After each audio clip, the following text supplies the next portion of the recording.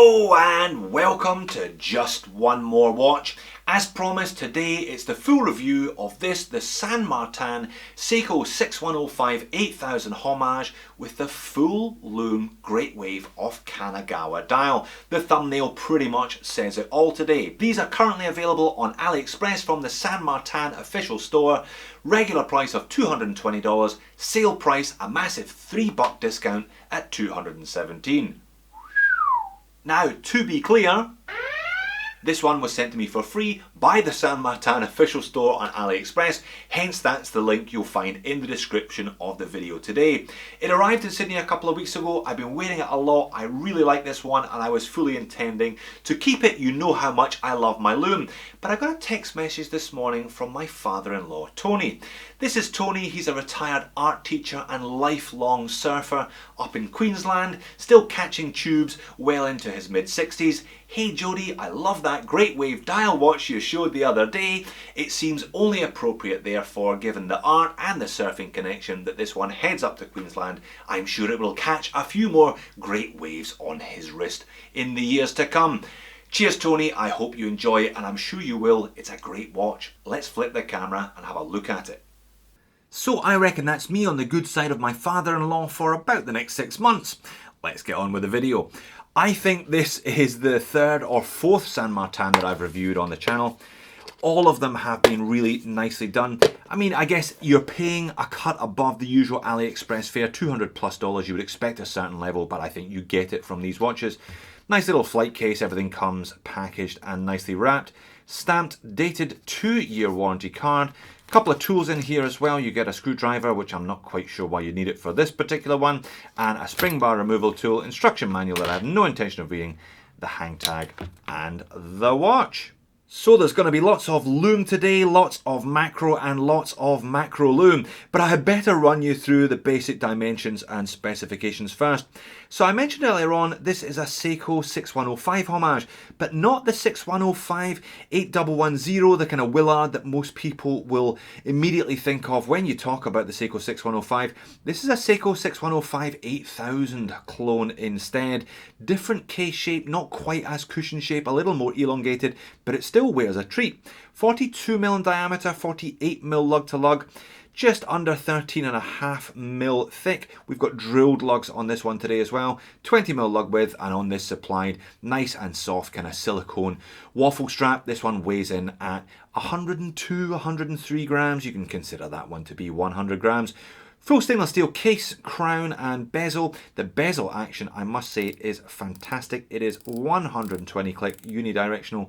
Really nice and notchy, and hallelujah, look at that alignment. Perfect chapter ring, bezel, indices, everything lines up beautifully. Covering the dial is a piece of double dome sapphire crystal. There is a bit of anti-reflective coating. You can see maybe just a touch of blue, but mostly clear. I think it looks great with that dial. Case finishing, all very pleasant, neat and tidy, plain and simple. High polish on the side here and an unsigned crown.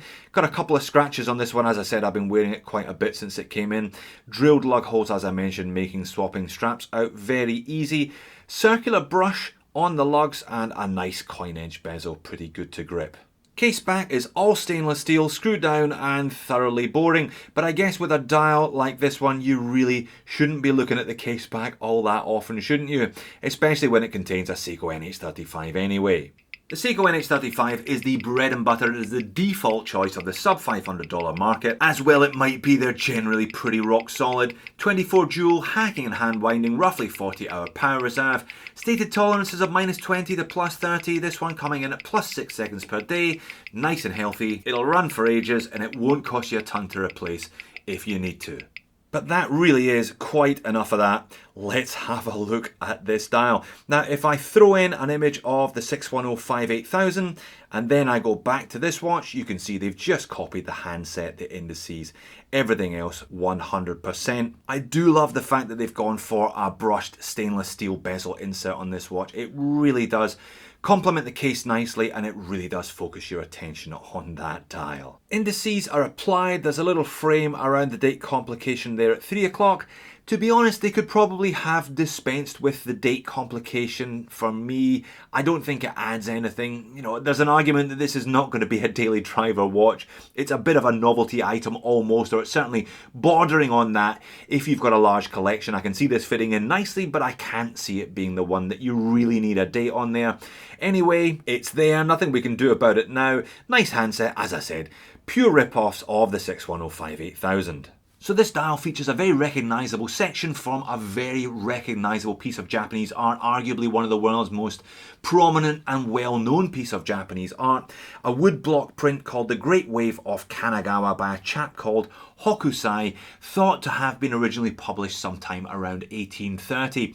This print, or original copies of it, in some of the world's best art museums according to Wikipedia anyway, and the design has become synonymous with the design that is featured on Seiko diving watch casebacks. Here is a shot of the caseback design from my Seiko SKX. Now the Seiko SKX doesn't feature the Great Wave, but it's a kind of artist's impression of. Clearly that's what they were alluding to when they came up with their own design, so it's little wonder that these Great Wave dials have now become synonymous with the Seiko mod scene. That's where I first came across them. If you want to mod your own Seiko, you can pick these dials up separately for about $50 US, but if you can't be bothered with that, the whole watch for $217 is not a bad option, I don't think. And as you can see here, this one is really very nicely done indeed. Lots of texture, lots of detail, lots of depth of colour, all very, very nice. And then this happens when you turn off the lights. It is just as spectacular after dark, if not more spectacular than it is during the day. So this is my standard 20-minute Lume exposure. Standard settings on the camera. As you can see here, the Lume dial does fade first, but those indices and hands hang on very, very well. I mean, the Lume on this watch is great by any standard, but it does look really amazing if you give it a decent exposure to some light and then switch the lights off. Here's similar settings this time, but using my macro lens, so you can see it in a bit more detail. I got some fresh batteries into the UV torch today as well to really highlight this one. This is very much its party piece. Zoomed in even closer for some Lume macros, and you can see all of those textural elements, all of the details that I just showed you in normal light conditions are still visible via the Lume when the lights go off. It really does look pretty spectacular. So several different layers of references here, I guess. Classic Seiko design from the late 1960s, replete with waffle strap, again very much of the era. Nice and long, 8.5-inch wrists, no problem at all here. High polish buckle though, that's going to look like a mess if you wear it on the standard strap, but 20mm lug width, you can swap that out, no problems at all. Classic piece of 19th century Japanese art being referenced on the dial, with a further reference to the brand that is being homaged. Legibility, perhaps not this watch's strong point. Maybe that's asking too much, having a piece of art that is fully loomed on the dial and then demanding amazing diver style legibility. There's just a bit too much going on, but it's not too awful, I don't think.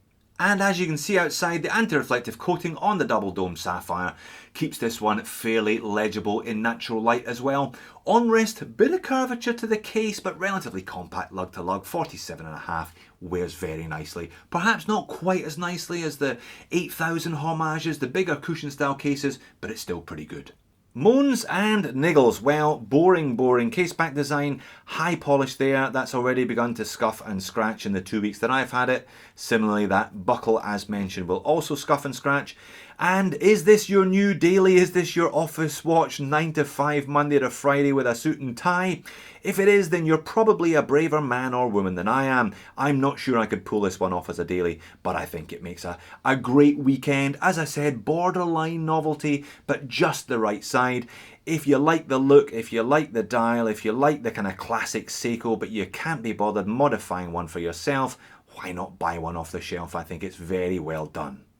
So there you have it, another excellent San Martin. They really do know how to make a good watch at the San Martin factory. $220 for a dial like that. I haven't seen anything like that anywhere else. If you have, please leave me a comment. I would love to get more stuff like this on the channel. Lume, Lume and more Lume. Perhaps not the most legible watch as a consequence of the intricate pattern and the piece of art on the dial. I don't think that's going to bother too many prospective owners. I can't see too many people buying this one for the legibility. It's a great fun watch and a really nicely made one at that. Enjoy it, Tony. I'll see you soon.